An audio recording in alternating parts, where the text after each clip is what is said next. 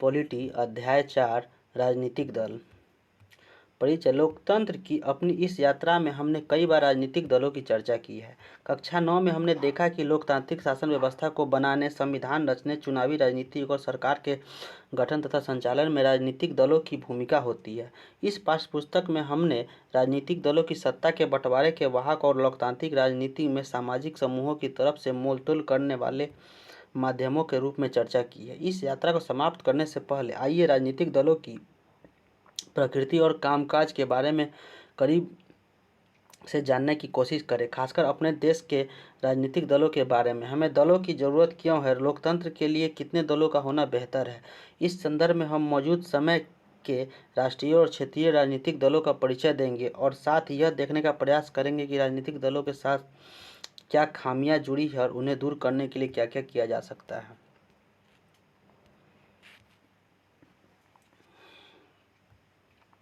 राजनीतिक दलों की ज़रूरत क्यों? किसी भी लोकतांत्रिक व्यवस्था की संस्थाओं में राजनीतिक दल अलग से दिखाई देते हैं। अधिकतर आम नागरिकों के लिए लोकतंत्र का मतलब राजनीतिक दल ही है। अगर आप देश के दूर दराज ग्रामीण इलाकों में जाएं तो कम पढ़े लिखे लोगों से बात करें तो संभव है कि आपको ऐसे लोग मिले जिन्हें संविधान के बारे में, सरकार के स्वरूप के बारे में कुछ मालूम न हो। बहरहाल राजनीतिक दलों के बारे में उन्हें ज़रूर कुछ न कुछ मालूम होता है, लेकिन पार्टियों के बारे में हर कोई कुछ न कुछ जानता है, तो इसका मतलब यह नहीं कि पार्टियां बहुत लोकप्रिय हैं। अधिकतर लोग आम तौर पर दलों के बारे में खराब राय रखते हैं। अपनी लोकतांत्रिक व्यवस्था और राजनीतिक जीवन में हर बुराई के लिए वे दलों को ही जिम्मेदार मानते हैं। सामाजिक और राजनीतिक विभाजन के लिए भी दलों को ही दोषी माना जाता है। ऐसे में यह सवाल स्वाभाविक रूप से उठता है, क्या हमें सचमुच राजनीतिक दलों की ज़रूरत है? करीब 100 साल पहले दुनिया में बस कुछ ही देशों में, और वहाँ भी गिनती के राजनीतिक दल थे। आज गिनती के ही देश ऐसे हैं जहाँ राजनीतिक दल नहीं है। दुनिया भर के लोकतांत्रिक देशों में राजनीतिक दल इतने सर्वव्यापी क्यों हो गए हैं? आइए सबसे पहले इन सवालों का जवाब दें। राजनीतिक दल क्या हैं और वे क्या करते हैं? उनकी ज़रूरत पर चर्चा इसके बाद होगी। चुनाव आयोग ने चुनाव के समय दीवार लेखन पर रोक लगा दी है। अधिकांश दलों का कहना है कि यह चुनाव प्रचार का सबसे सस्ता तरीका है। चुनाव के समय दीवारों का नज़ारा देखने लायक होता है।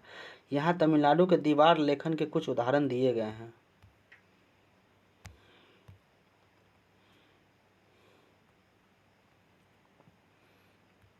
एक M Govardhan, M Muralidharan, M Murthy, T Singaravelu the Hindu.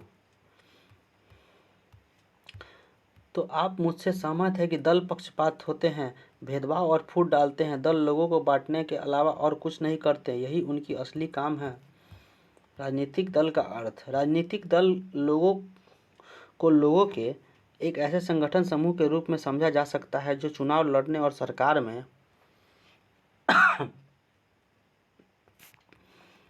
राजनीतिक सत्ता हासिल करने के उद्देश्य से काम करता है। समाज के सामूहिक हितों को ध्यान में रखकर यह समूह कुछ नीतियां और कार्यक्रम तय करता है। सामूहिक हित एक विवादास्पद विचार है, इसे लेकर सबकी राय अलग अलग होती है। इसी आधार पर दल लोगों को यह समझाने का प्रयास करते हैं कि उनकी नीतियाँ औरों से बेहतर है। वे लोगों का समर्थन पाकर चुनाव जीतने के बाद उन नीतियों को लागू करने का प्रयास करते हैं। इस प्रकार दल नीति समाज के बुनियादी राजनीतिक विभाजन को भी दर्शाते हैं। पार्टी समाज के किसी एक हिस्से से संबंधित होती है, इसलिए उनका नज़रिया समाज के उस वर्ग, समुदाय विशेष की तरफ झुका होता है। किसी दल की पहचान उसकी नीतियों और उसके सामाजिक आधार से तय होती है। राजनीतिक दल के 3 प्रमुख हिस्से हैं: नेता, सक्रिय सदस्य और अनुयायी या समर्थक। इतने आड़े वक्त में हमारे सारे नेता कहाँ चले गए? और के लक्ष्मण बसिंग ऑफ द राजनीतिक दल का कार्य। राजनीतिक दल क्या करते हैं? मूलतः राजनीतिक दल राजनीतिक पदों को भरते हैं और राजनीतिक सत्ता का इस्तेमाल करते हैं। दल इस काम को किस तरह करते हैं? दल चुनाव लड़ते हैं। अधिकांश लोकतांत्रिक देशों में चुनाव राजनीतिक दलों द्वारा खड़े किए गए उम्मीदवारों के बीच लड़ा जाता है। राजनीतिक दल उम्मीदवारों का चुनाव कई तरीकों से करते हैं। अमेरिका जैसे कुछ देशों में उम्मीदवार का चुनाव दल के सदस्य और समर्थन करते हैं। अब इस तरह उम्मीदवार चुनने वाले देशों की संख्या बढ़ती जा रही है। अन्य देश जैसे भारत में दलों के नेता ही उम्मीदवार चुनते हैं। दल अलग अलग नीतियों और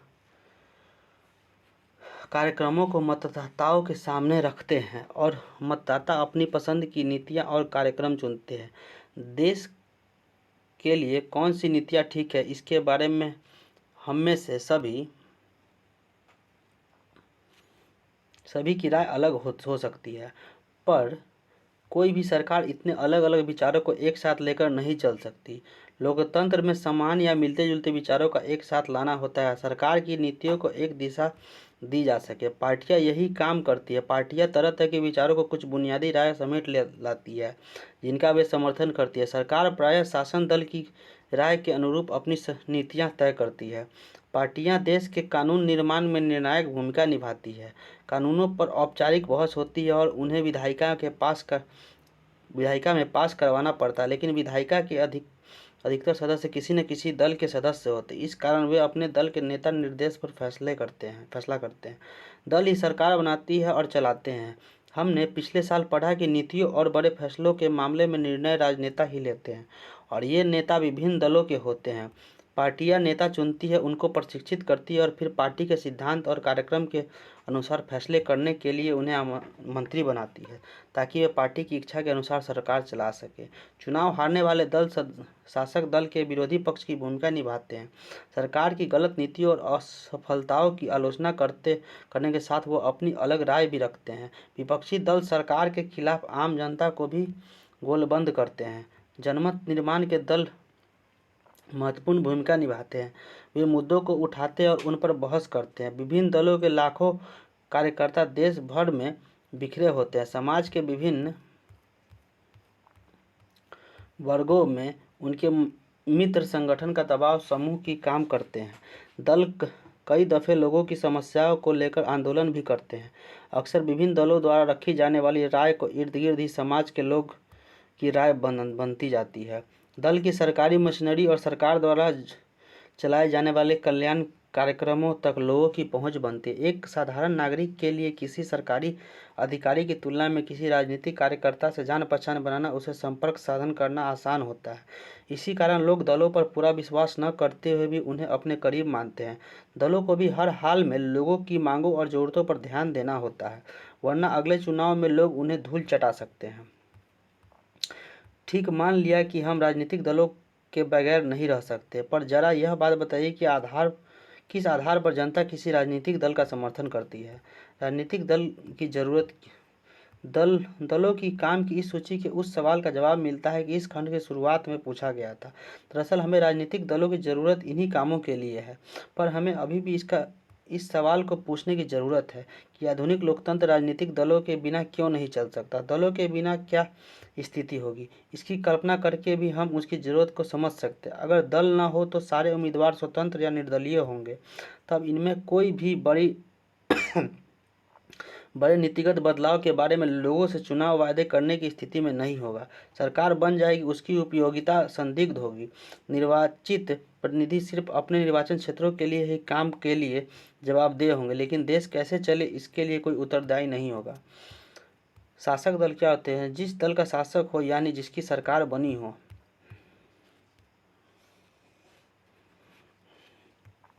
हम गैर दलीय आधार पर होने वाले पंचायती चुनावों का उदाहरण सामने रखकर भी इस बात को परख सकते हैं। हालांकि इस चुनावों के दल में औपचारिक रूप से अपने उम्मीदवार नहीं खड़े करते, लेकिन हम पाते हैं कि चुनाव के अवसर पर पूरा गांव कई खेमों में बढ़ जाता है और हर खेमे सभी पदों के लिए अपने उम्मीदवारों को पैनल उतारता है। राजनीतिक दल भी ठीक यही काम करते हैं। यही कारण है कि हमें दुनिया के लगभग सभी देशों में राजनीतिक दल नज़र आते हैं, चाहे वह देश बड़ा हो या छोटा, नया हो या पुराना, विकसित हो या अविकसित। राजनीतिक दलों का उदय प्रतिनिधित्व पर आधारित लोकतंत्र व्यवस्था के उभार के साथ जुड़ा है। हम पढ़ चुके हैं कि बड़े समाजों के लिए प्रतिनिधित्व आधारित लोकतंत्र की जरूरत होती है। जब समाज बड़े और जटिल हो जाते हैं, तब उन्हें विभिन्न मुद्दों पर अलग अलग विचारों को समेटने और सरकार की नज़र में लाने के लिए किसी माध्यम का एजेंसी की ज़रूरत होती है। विभिन्न जगहों से आए प्रतिनिधियों को साथ करने की ज़रूरत होती है ताकि एक जिम्मेवार सरकार का गठन हो सके। उन्हें सरकार का समर्थन करने या उन पर अंकुश रखने, नीतियाँ बनवाने और नीतियों का समर्थन अथवा विरोध करने के लिए उपकरण की ज़रूरत होती है। प्रत्येक प्रतिनिधि सरकार की एक ऐसी जो भी ज़रूरतें होती है, राजनीतिक दल उनको पूरा करते हैं। इस तरह हम कह सकते हैं कि राजनीतिक दल लोकतंत्र की एक अनिवार्य शर्त है। कितने राजनीतिक दल? लोकतंत्र में नागरिकों का कोई भी समूह राजनीतिक दल बना सकता है। इस औपचारिक अर्थ में सभी देशों में बहुत से राजनीतिक दलों की गतिविधि को दर्शाने वाली इस तस्वीर को वर्गीकृत करें। ऊपर बताई गई गतिविधियों से संबंधित अपने इलाके की कोई तस्वीर या खबर की कतरन ढूंढिए।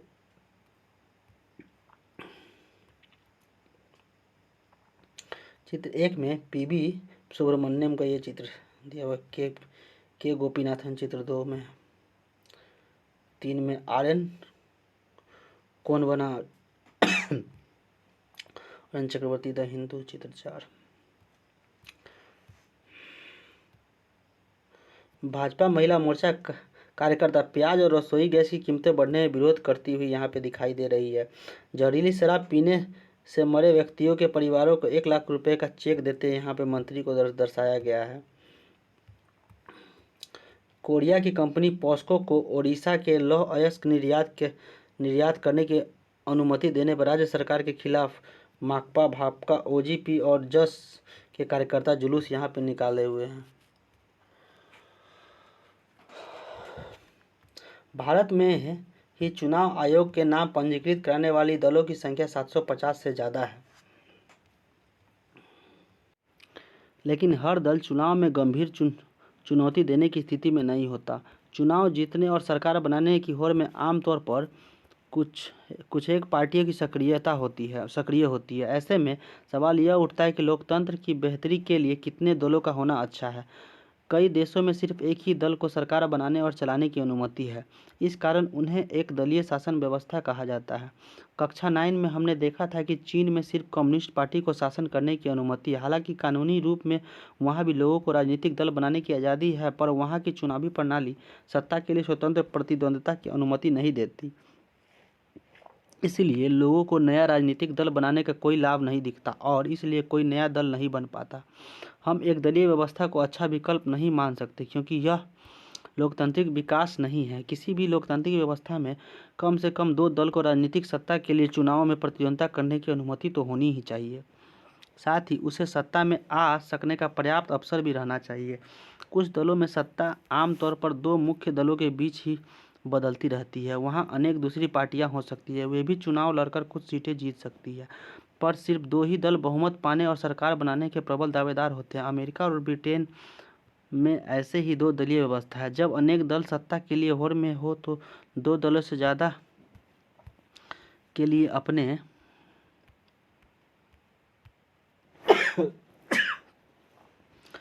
अपने दलों पर दूसरों के गठबंधन करके सत्ता में आने का ठीक ठाक अवसर हो तो इसे बहुदलीय व्यवस्था कहते हैं। भारत में भी अनेक बहुदलीय व्यवस्था है। इस व्यवस्था में कई दल गठबंधन बनाकर भी सरकार बना सकते हैं।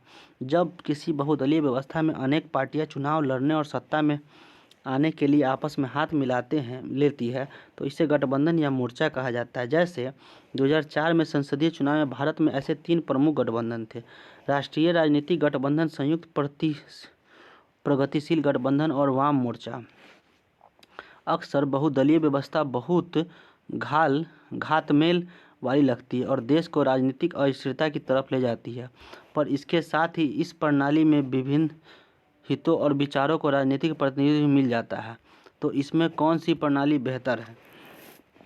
अक्सर पूछे जाने वालों को इस सवालों का संभवतः सबसे अच्छा जवाब यही होगा कि यह कोई बहुत अच्छा सवाल नहीं है। दलीय व्यवस्था का चुनाव करना किसी मूल्य के हाथों में नहीं, यह एक लंबे और कामकाज के बाद खुद विकसित होती है और इसमें समाज की प्रकृति, इसे राजनीतिक विभाजन, राजनीतिक का इतिहास और इसी चुनाव प्रणाली के सभी चीज़ें अपनी भूमिका निभाती है। इसे बहुत जल्दी बदला नहीं जा सकता। हर देश अपनी विशेष परिस्थितियों के अनुरूप दलीय व्यवस्था विकसित करता है। जैसा अगर भारत में बहुदलीय व्यवस्था है तो इसका कारण यह है कि 2-3 पार्टियां इतने बड़े मुल्क की सारी सामाजिक और भौगोलिक विविधताओं को समेट पाने में अक्षम है। हर मुल्क और हर देश में कोई एक आदर्श प्रणाली चले, यह संभव नहीं है। ये नेता गठबंधन जैसी चीज़ को कैसे बना संभाल सकते हैं? मुझे तो सारी पार्टियों के नाम तक याद नहीं रहते।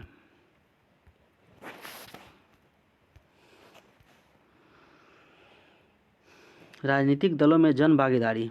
अक्सर कहा जाता है कि राजनीतिक दल संकट से गुजर रहे हैं क्योंकि जनता उन्हें सम्मान की नज़र से नहीं देखती। उपलब्ध प्रमाण बताते हैं कि यह बात आंशिक रूप से सही है। बड़े नमूनों पर आधारित कई दशकों तक चले आ रहे सर्वेक्षण बताते हैं कि दक्षिण एशिया की जनता राजनीतिक दलों पर बहुत भरोसा नहीं करती। जो लोग दलों पर एकदम बहुत भरोसा नहीं करते के पक्ष में वे बोले, उनका अनुपात कुछ भरोसा या पूरा भरोसा बताने वालों से काफ़ी ज़्यादा है। यही बात ज़्यादातर लोकतंत्रों पर लागू होती है। पूरी दुनिया में राजनीतिक दल ही एक ऐसी संस्था है जिस पर लोग सबसे कम भरोसा करते हैं। बहरहाल राजनीतिक दलों में काज में लोगों की भागीदारी का स्तर काफ़ी ऊंचा है। खुद को किसी राजनीतिक दल का सदस्य बताने वाले भारतीयों का अनुपात कनाडा, जापान, स्पेन और दक्षिण कोरिया जैसे विकसित देशों से भी ज़्यादा है। पिछले 3 दशकों के दौरान भारत में राजनीतिक दलों की सदस्यता का अनुपात धीरे धीरे बढ़ता गया है। खुद को किसी राजनीतिक दल के करीबी बताने वाले का अनुपात भी इस अवधि में बढ़ता गया है। थोड़े से उतार चढ़ाव के बावजूद भारत में लोगों का दलगत जुड़ाव में बढ़ोतरी हुई है। अपने को किसी पार्टी में जोड़कर देखने वालों की संख्या विभिन्न दलों की सदस्य दक्षिण एशिया में शेष विश्व की अपेक्षा कहीं ज़्यादा है। खुद को किसी दल का सदस्य बताने वाले लोगों की संख्या भारत में पार्टी सदस्यता बढ़ी है। खुद को किसी दल का सदस्य बताने वाले लोगों की संख्या का ग्राफ यहाँ पे दर्शाया गया है। वैश्विक स्तर पर तंजानिया 26.2 है, बांग्लादेश 23.5 है, भारत 11.4 है, स्वीडन 10.3 है, युगांडा 9.3, दक्षिण अफ्रीका 9. चीन में 8.3 है, जिम्बाब्वे में 6.3, Canada 6.1, Mexico 4.1, Argentina 4.5, Japan 3.4, Spain 1.3, Korea 2.3। दक्षिण एशिया पूरा भरोसा कुछ भरोसा 37% है, कोई बहुत भरोसा नहीं, एकदम भरोसा नहीं 43% है, नहीं जानते हैं 20% में आते हैं।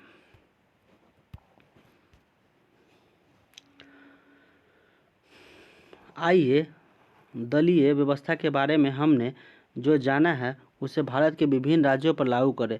यहाँ राज्य स्तर पर मौजूदा 3 तरह की दलीय व्यवस्था दी गई है। क्या आप इन श्रेणियों के कम से कम 2 राज्यों के नाम बता सकते हैं? 2 दलीय व्यवस्था, 2 गठबंधनों वाली बहुदलीय व्यवस्था, बहुदलीय व्यवस्था। 27% कनाडावासी मानते हैं कि लिबरल्स को सत्ता में होना चाहिए। 35% कनाडावासी मानते हैं कि कंजर्वेटिव्स को सत्ता में होना चाहिए। 98% कनाडावासी मानते हैं कि सभी राजनेताओं को एक बहुत बड़े कार की डिक्की में बंद करके उसे नियाग्रा जलप्रपात में फेंक देना चाहिए। एक आईना आंकड़े के अनुसार यह कार्टून पिछले पन्ने पर दिए गए आंकड़ों के ग्राफ से मेल खाते हैं। भारत में निर्वाचन आयोग का राजनीतिक दलों को पंजीकृत और मान्यता कैसे प्रदान की जाती है, इसके बारे में अधिक जानकारी आपको इस साइट पर जाके मिल जाएगी। राजनीतिक दल। विश्व के संघीय व्यवस्था वाले लोकतंत्र में 2 तरह के राजनीतिक दल है। संघीय इकाइयों में सिर्फ एक इकाई में अस्तित्व रखने वाले दल और अनेक संघ की सभी इकाइयों में अस्तित्व रखने वाले दल। भारत में भी यही स्थिति है। कई पार्टी पूरे देश में फैली हुई है और उन्हें राष्ट्रीय पार्टी कहा जाता है। इन दलों की विभिन्न राज्यों में इकाइयाँ हैं, पर कुल मिलाकर देखें तो ये सारी इकाइयाँ राष्ट्रीय स्तर पर तय होने वाली नीति, कार्यक्रमों और रणनीतियों को ही मानती है। देश की हर पार्टी का निर्वाचन आयोग में अपनी पंजीकरण कराना पड़ता है। आयोग सभी दलों को समान मानता है, पर यह बड़े और स्थापित दलों को कुछ विशेष सुविधाएं देता है। इन्हें अलग चुनाव चिन्ह दिया जाता है जिसका प्रयोग पार्टी का अधिकृत उम्मीदवार ही कर सकता है। इस विशेषाधिकार और कुछ अन्य लाभ पाने वाले पार्टियों को मान्यता प्राप्त दल कहते हैं। चुनाव आयोग ने स्पष्ट नियम बनाए हैं कि कोई दल कितने प्रतिशत वोट और सीट जीतकर मान्यता प्राप्त बन सकता है। जब कोई पार्टी राज्य विधानसभा के चुनाव चुनाव में पड़े तो मतों का 6% या उससे अधिक हासिल करती है तो उसे कम से कम 2 सीटों पर जीत दर्ज करती है तो उसे अपने राज्य के राजनीतिक दल के रूप में मान्यता मिल जाती है। अगर कोई दल लोकसभा चुनाव में पड़े कुल वोटों का अथवा 4 राज्यों के विधानसभाई चुनाव में पड़े तो कुल वोटों का 6% हासिल करता है तो लोकसभा चुनाव में कम से कम 4 सीटों पर जीत दर्ज कराता है तो उसे राजनीतिक दल का मान्यता मिलती है। इस वर्गीकरण के अनुसार 2023 में जारी भारत निर्वाचन आयोग की अधिसूचना के अनुसार देश में 6 मान्यता प्राप्त राष्ट्रीय दल है। आइए इनमें से प्रत्येक के बारे में कुछ महत्वपूर्ण तथ्य जान लें।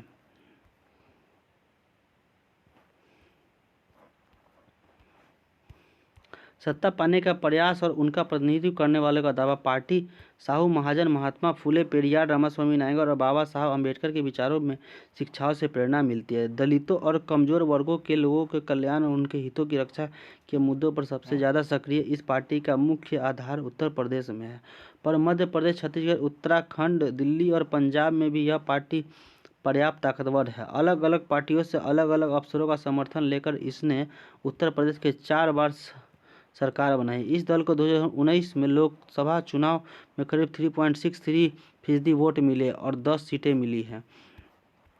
आम आदमी पार्टी का गठन 2021 के भ्रष्टाचारी विरोध आंदोलन के बाद 26 नवंबर 2012 को हुआ। पार्टी की स्थापना जवाबदेही, स्वच्छ प्रशासन, पारदर्शिता और सुशासन के विचार पर की गई थी।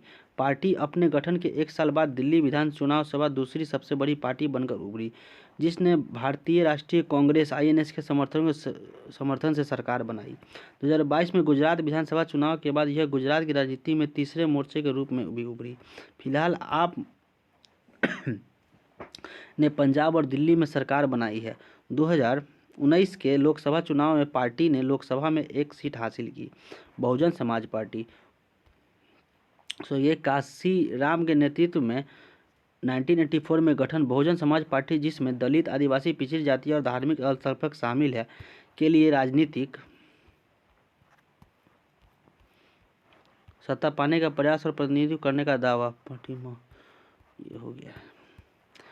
भारतीय जनता पार्टी पुराने भारतीय जन संघ को, जिसमें श्यामा प्रसाद मुखर्जी 1951 से गठित किया गया, पुनर्जीवित करके 1980 में यह पार्टी बनी। भारत की प्राचीन संस्कृति और मूल्य, दीनदयाल उपाध्याय के विचार, समग्र मानवतावाद, एक अंत्योदय से प्रेरणा लेकर मजबूत और आधुनिक भारत बनाने का लक्ष्य, भारतीय राष्ट्रवाद और राजनीति की इसकी अवधारणा में सांस्कृतिक राष्ट्रवादी हिंदुत्व एक प्रमुख तत्व है। पार्टी जम्मू और कश्मीर को क्षेत्रीय और राजनीतिक स्तर पर विशेष दर्जा देने के खिलाफ है। यह देश में रहने वालों के धर्म में के लोगों के लिए समान नागरिक संहिता बनाने और धर्मांतरण पर रोक लगाने के पक्ष में है।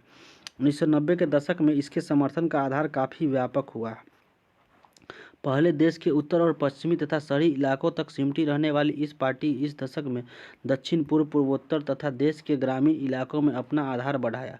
राजनीतिक जनतंत्र तांत्रिक गठबंधन के नेता की हैसियत से यह पार्टी 1998 में सत्ता में आई। गठबंधन के इस कई क्षेत्रीय दल शामिल थे।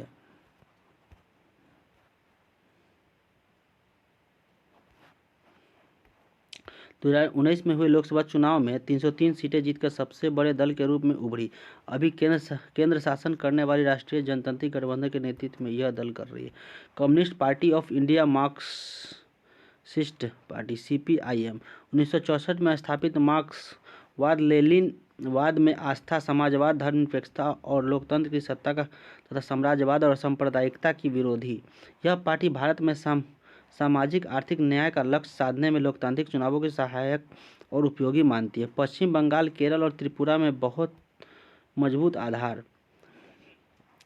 गरीबों, कारखानों मजदूर, खेतिहर मजदूरों और बुद्धिजीवियों के बीच अच्छी पकड़ है।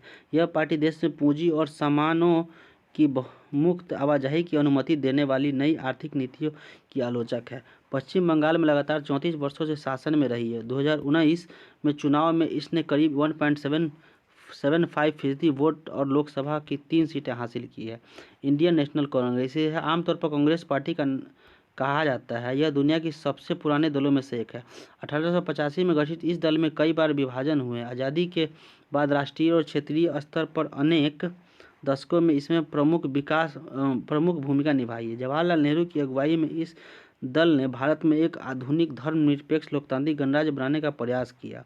1971 तक लगातार और फिर 1980 से 1989 तक इसमें देश पर शासन किया।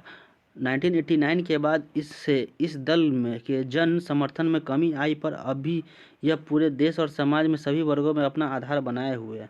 अपने वैचारिक रुझानों में मध्यमार्गी, न वामपंथी न दक्षिणपंथी, इस दल के धर्मनिरपेक्षता और कमजोर वर्गों का अल्पसंख्यक समुदाय के हितों को अपना मुख्य एजेंडा बनाया है। यह दल नई आर्थिक राजनीति का समर्थक है, पर इस बात को लेकर भी सचेत है कि इन नीतियों का गरीब और कमजोर वर्गों पर बुरा असर न पड़े। 2004 से 2014 तक संयुक्त प्रगतिशील गठबंधन सरकार का नेतृत्व 2014 से 2019 के लोकसभा चुनाव में यह पार्टी पराजित हुई। 2019 में लोकसभा का चुनाव इससे 19.5% वोट तथा 52 सीटें मिली।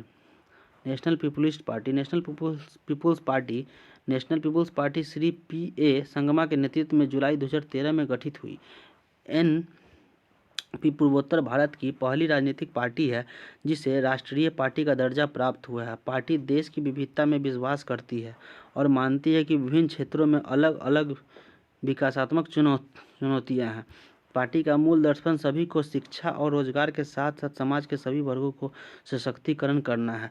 नेशनल पीपुल्स पार्टी ने मेघालय में सरकार बनाई और पूर्वोत्तर में कई राज्यों में इसका मौजूदगी है। 2019 में हुए लोकसभा चुनाव में NPP को लोकसभा में एक सीट हासिल हुई।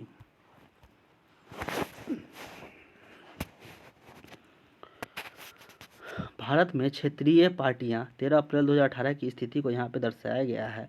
Jammu and Kashmir national party 1993 का ये है। Jammu and Kashmir national panthers party, Jammu and Kashmir people's democratic party 1999 का है। राष्ट्रीय लोकदल 1998 का, समाजवादी पार्टी 1992, जनता दल यानी JDU, लोक जनशक्ति पार्टी 2000, राष्ट्रीय जनता दल 1998, झारखंड में भी राष्ट्रीय लोक समता दल 2013 में है। Assam united democratic front, Assam Gana Parishad, Bodoland people's front, people's party of Arunachal Pradesh, Naga people's front, यहाँ पे सबको दर्शाया गया है। बिहार की पार्टियों को यहाँ दर्शाया गया है। जम्मू कश्मीर की पार्टी को दर्शाया गया है। ये उत्तर प्रदेश की पार्टी को दर्शाया गया है। तमिलनाडु की पार्टी को यहाँ पे दर्शाया गया। ऑल इंडिया अन्ना DMK 1972 में, पुदुचेरी द्रविड़ मूलम कन्नड़ पुदुचेरी में भी, और देसिया मुरपोक्रू द्रविड़ कन्नड़ 2005 में। यहाँ पे तमिलनाडु पुदुचेरी के all India and all Congress party Mukul में यहाँ दर्शाया गया है। यहाँ आंध्र प्रदेश की पार्टी को तेलुगु देशम पार्टी है 1982 में, और YSR कांग्रेस पार्टी तेलंगाना में भी 2021 में भी है। और केरल की पार्टी को केरल कांग्रेस 1964 में है। मनी इंडियन यूनियन मुस्लिम लीग 1948 को यहाँ पर स्थापना हुआ था। जो कर्नाटक की पार्टी को जनता सेकुलर केरल में भी है। और यहाँ पे तेलंगाना की पार्टी को दर्शाया गया है। यहाँ तेलंगाना राष्ट्र समिति 2001, ऑल इंडिया मजलिस इन मुस्लिम को दर्शाया गया है। ये गोवा की पार्टी को दर्शाया, गोवा फेडरल पार्टी, महाराष्ट्र राष्ट्रवादी पार्टी को था, ये महाराष्ट्र नवनिर्माण सेना को यहाँ दर्शाया गया। शिवसेना महाराष्ट्र, तेलंगाना, आंध्र प्रदेश। ये पश्चिम बंगाल की all India forward bloc revolutionary social party, Kerala में भी ये पार्टी है। मिजोरम में देखिए, Mizoram people's conference, Mizoram nationalist party 1979 में मिजोरम नेशनल पार्टी को दर्शाया गया। मणिपुर में पीपुल्स डेमोक्रेटिक अलायंस, नागालैंड में नागा पीपुल्स पार्टी देख चुके हैं। और पंजाब में यहाँ शिरोमणि अकाली दल 1920 है। हरियाणा में है इंडियन नेशनल लोक दल 1977 में है। आम आदमी पार्टी 2012 में, पंजाब में भी है ये पार्टी।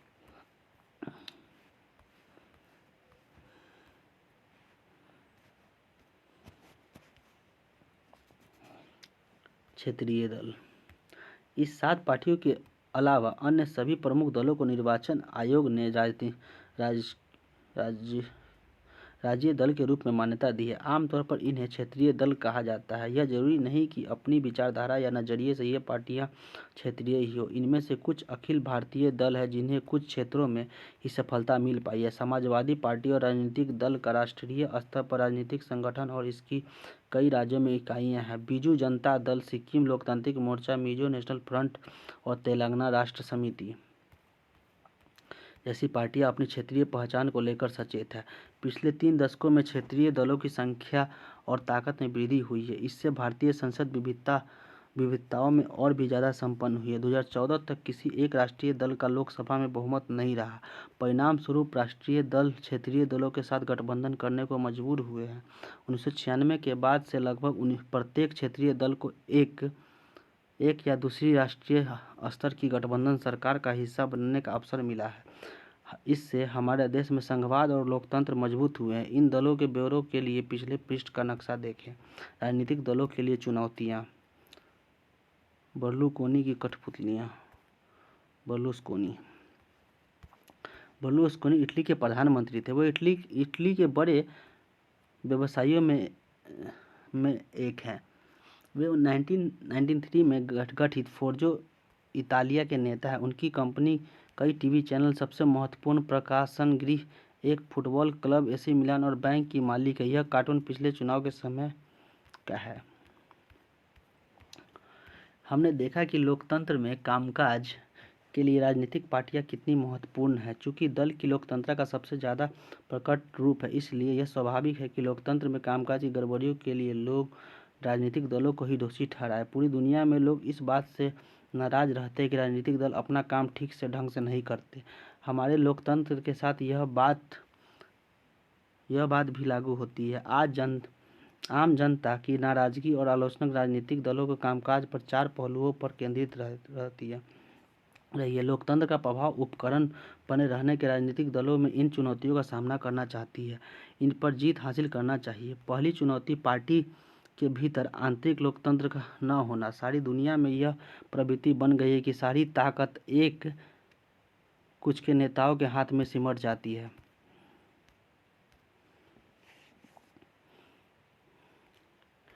पार्टियों के पास न सदस्यों की खुली सूची होती है, न नियमित रूप से सांगठनिक बैठे होती है। इनके अतिरिक्त चुनाव भी नहीं होते। कार्यकर्ताओं वे सूचनाओं का साझा भी नहीं करते। सामान्य कार्यकर्ता अनजान ही रहता है कि पार्टी के अंदर क्या चल रहा है। उनके पास न नेताओं के जुड़कर फैसलों का प्रभावित करने का ताकत होती है, न ही कोई माध्यम। परिणाम स्वरूप पार्टी के नाम पर सारे फैसले लेने का अधिकार उस पार्टी के नेता हथिया लेते हैं। चूंकि कुछ एक नेताओं के पास ही असली ताकत होती है, इसलिए जो उनसे असहमत होते हैं उनका पार्टी में टिके रहना मुश्किल हो जाता है। पार्टी के सिद्धांतों और नीतियों से निष्ठा की जगह नेता से निष्ठा की ज़्यादा महत्वपूर्ण बन जाती है। दूसरी चुनौती पहली चुनौती से ही जुड़ी है। यह है वंशवाद की चुनौती। चूंकि अधिकांश दल अपना कामकाज पारदर्शी तरीके से नहीं करती, इसलिए सामान्य कार्यकर्ता के नेता बनने और ऊपर आने की गुंजाइश काफ़ी कम होती है। जो लोग नेता होते हैं वे अनुचित लाभ लेते हुए अपने नज़दीकी लोगों और यहाँ तक अपने जीवन के परिवार के लोगों को आगे बढ़ाते हैं। अनेक दलों में शीर्ष पद पर हमेशा एक परिवार के लोग आते हैं। यह दल के अन्य सदस्यों के साथ अन्याय। यह बात लोकतंत्र के लिए भी अच्छी नहीं है, क्योंकि इससे अनुभवहीन और बिना जनाधार वाले लोग ताकत वाले पदों पर पहुंच जाते हैं। यह प्रवृत्ति कुछ प्राचीन लोकतांत्रिक देशों सहित कमोबेश पूरी दुनिया में दिखाई देती है।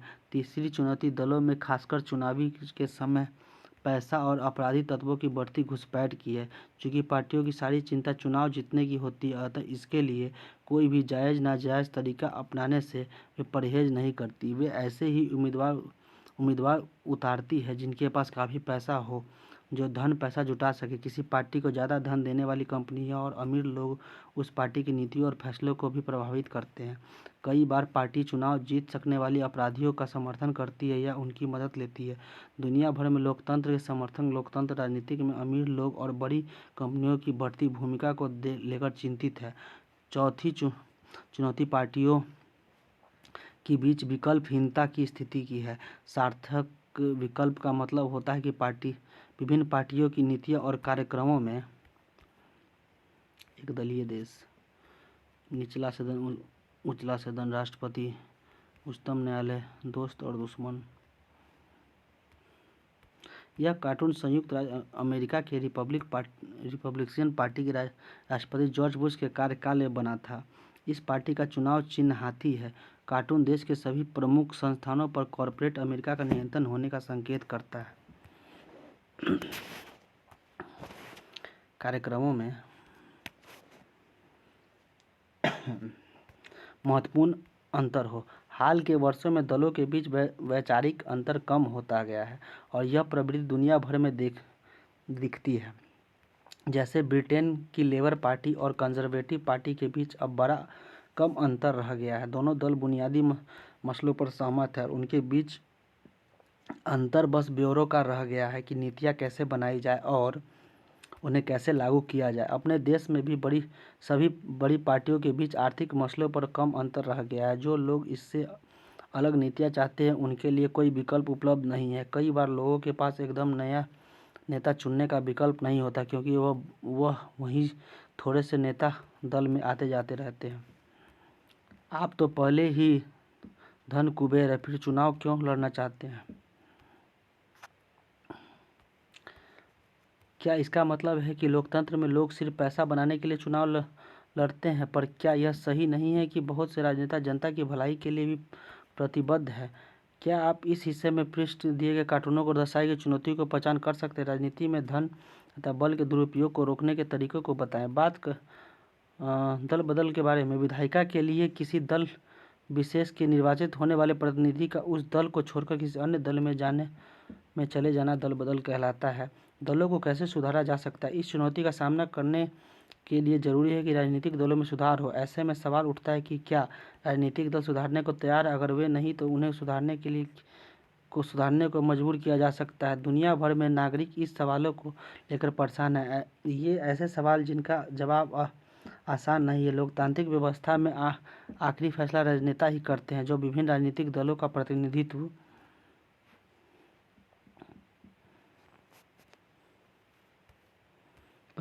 करते हैं। लोग उनको बदल सकते हैं पर उनकी जगह फिर नए नेता ही लेते हैं। अगर वे सभी सुधरना नहीं चाहते तो कोई उनको सुधारने के लिए कैसे मजबूर कर सकता? आइए अपने देश में राजनीतिक दलों और उनके नेताओं को सुधारने के लिए हाल में प्रयास किए गए हैं। जो सुझाव दिए गए हैं उन पर गौर करें। विधायकों और सांसदों को दल बदल करने के रोकने के लिए संविधान में संशोधन किया गया। निर्वाचित प्रतिनिधियों के मंत्री पद या फैसले के लोभ दल बदल करने में आई तेजी को देखते हुए ऐसा किया गया। नए कानून के अनुसार अपना दल बदलने वाले सांसद या विधायक को अपनी सीट भी गंवानी होगी। इस नए कानून के दल बदल में कमी आई है पर इससे पार्टी में विरोध का कोई स्वर उठाना और मुश्किल हो गया है। पार्टी नेतृत्व जो कोई फैसला करता है सांसद और विधायक को उसे मानना ही होता है।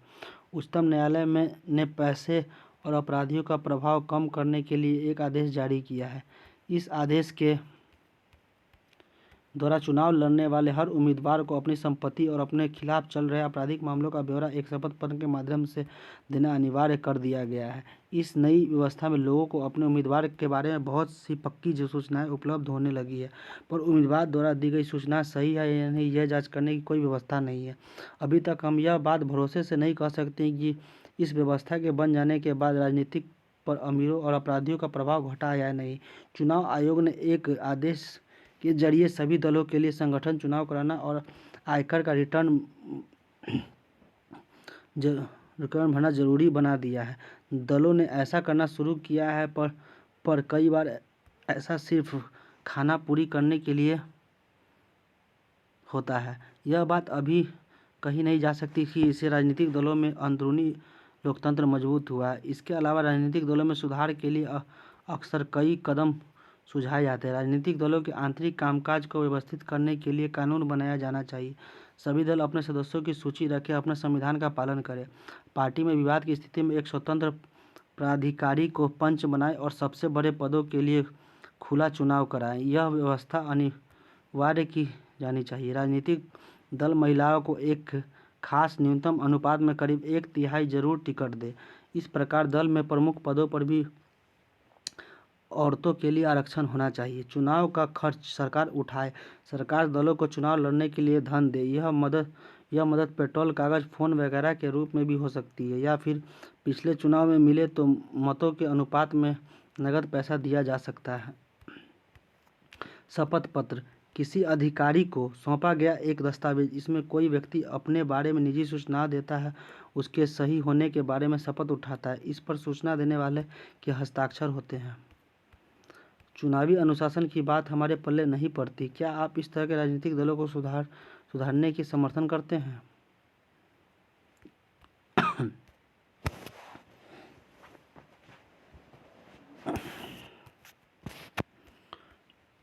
राजनीतिक दलों में भी अभी भी इन सुझावों को नहीं माना है। अगर इन्हें मान लिया गया तो संभव है कि इससे कुछ सुधार हो, लेकिन हर राजनीतिक समस्या के लिए महज कानूनी समाधान की बात करते हुए हमें सावधान रहना चाहिए। दलों की ज़रूरत से ज़्यादा नियमों को से जकड़ना नुकसानदेह भी हो सकता है। इससे सभी दल कानून के दरकिनार करने के तरीका ढूंढने लगेंगे।